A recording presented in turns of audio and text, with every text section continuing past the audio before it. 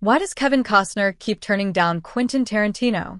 Kevin Costner and Quentin Tarantino might not seem like the most natural collaborators. Costner is the all-American, sometimes auteur who luxuriates in the myths of the frontiersman. Tarantino is an overgrown wunderkind, an iconoclast steeped in cinema history who loves turning lowbrow genres into splashy, dialogue-heavy Oscar winners. He's one of the most distinctive filmmakers in U.S. history, and while he loves to lean into cliches of the Old West, Old Hollywood, and spaghetti westerns, it's more about aesthetics than themes. You might think, based on Tarantino's wild success as a director and the fact that everyone from Robert De Niro to Margot Robbie has been more than happy to work with him, that Costner would be the one doing the pursuing. As it turns out, however, Tarantino is the one who keeps initiating a collaboration, only to be turned down at every turn. The first overture came in the early 2000s when the director approached the Field of Dreams star about playing Bill in the Kill Bill movies. At the time, Tarantino was in the most fruitful period of his career, having made Reservoir Dogs, Pulp Fiction, and Jackie Brown in the span of 5 years. It's difficult to comprehend how anyone could turn down the most celebrated man in Hollywood, but Costner did. 5 years after the colossal disappointment of his second directorial feature, The Postman, he was ready to step back into the director's chair for Open Range, and he wasn't about to let an acting opportunity, no matter how tantalizing, stand in his way.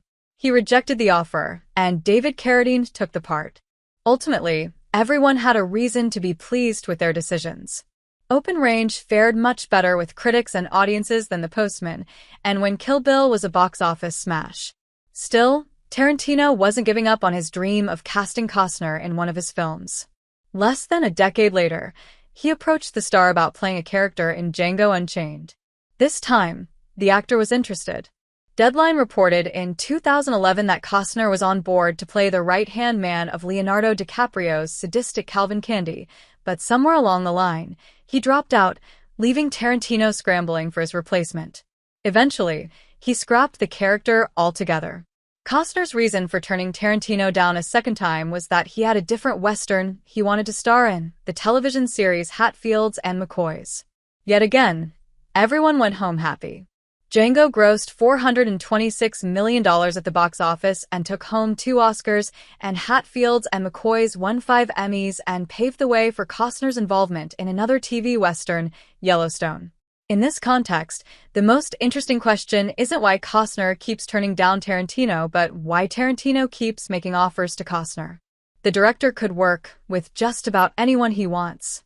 Movie stars are the ones calling him, not the other way around.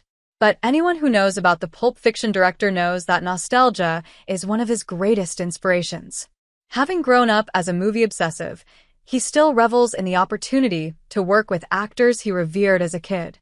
Casting Pam Grier in Jackie Brown and Kurt Russell in Death Proof was a dream come true, and Costner, believe it or not, fell into the same category. In a 1994 interview with Vanity Fair, Tarantino revealed that he had been obsessed with the little-known 1985 road movie Fandango, starring Costner. It was only in theaters for a week, but he still managed to see it 5 times. It wasn't just the filmmaking either. The budding director couldn't get enough of the movie's star. He even wanted to be him. I wanted to dress like Kevin Costner. I started talking like Kevin Costner.